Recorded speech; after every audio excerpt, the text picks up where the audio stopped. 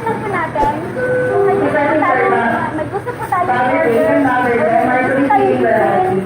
Since pandemic ngayon, may gusto po tayong i-bill sa ating mga kailangan sa ating bahay or sa ating mga kitchen or home improvement. So, pwede po natin gamitin ang call and collect promo ng Handyman. So, ang gagawin niyo lang po, pwede po kami tawagan or tawagan o i-text sa number na ipopost ko dito sa ibaba. Sa video na ito, para kung po kayo, pwede po kayong tumawag or mag-text sa amin para i-reserve po namin ang inyong mga order. 1 hour later. Morning. Ako nga pala si Romeo, promodizer ng Lightwell. Nandito ngayon tayo sa Handyman Field Gold Agora. So ngayong araw na to, i-demo ko sa inyo ang tungkol sa ABR. So, ano ba ang ABR? Ang ABR, ito yung nagre-regulate ng kuryente galing sa main power natin. So, ibig sabihin, may mga pagkakataon na ang kuryente natin ay lumalampas sa 230 plus.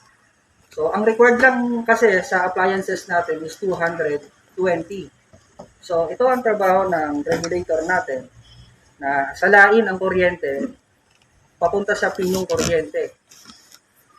So, yung mga excess niyan, inaalis niya.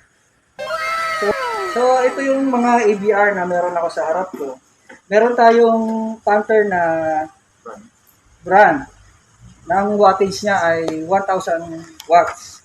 So, dito sa ABR na to, nasa harap niya yung power switch.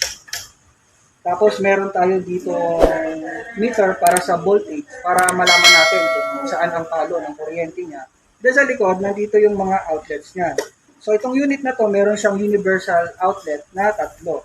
Nandito rin yung fuse, if in case na magkaroon ng fluctuation o power surge, na bigla ang pasok ng kuryente na malakas, or nasobrahan tayo ng gamit ng unit natin, hindi diretso yung power na yon papunta sa appliances, kundi dito muna sa fuse. Ito ang unang puputok. Then meron naman tayo sa pangklaseng brand dito ng Panther na PBR 500. So ito yung Panther natin na kung saan ina-step down niya yung kuryente. So meron tayo ditong output na 100 volts, 110 volts, at meron din tayong 220 dito sa atin to, 220 volts. So meron din siyang voltmeter, meron siyang fuse na 3 amperes sa harap, meron siyang switch, 3 outlet na universal.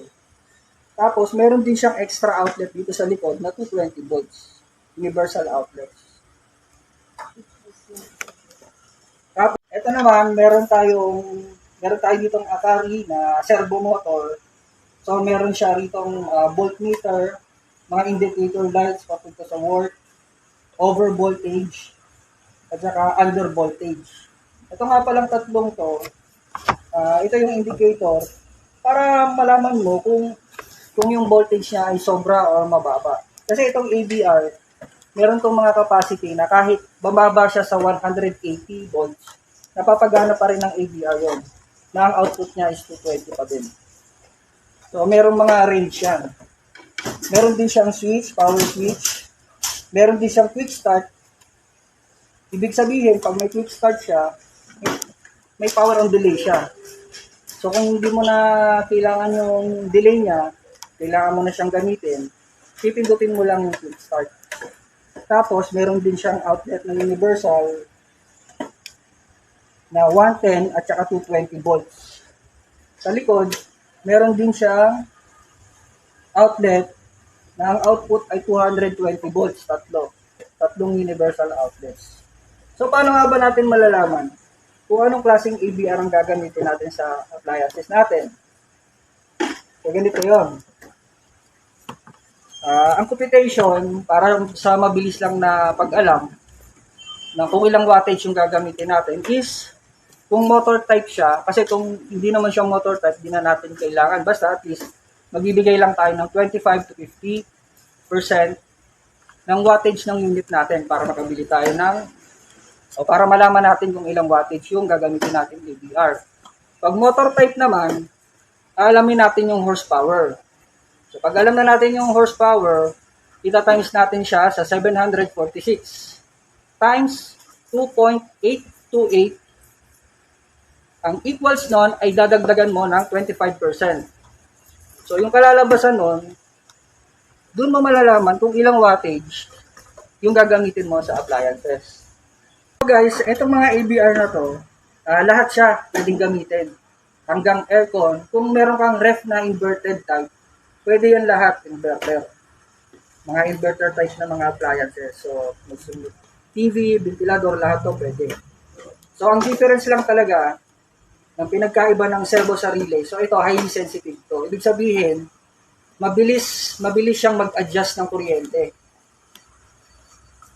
So, ito, konti lang naman ang difference ng pag-adjust ng kuryente. So, mabilis lang to ng konti kesa dito. So, lahat ng appliances pwede sa ABR na to. Wala siyang pinipili. Basta ang importante, alam mo yung wattage ng appliances mo, alam mo rin yung wattage na bibilihin mo rito. So, hindi ka po pwedeng lumampas, hindi ka pwedeng bumaba.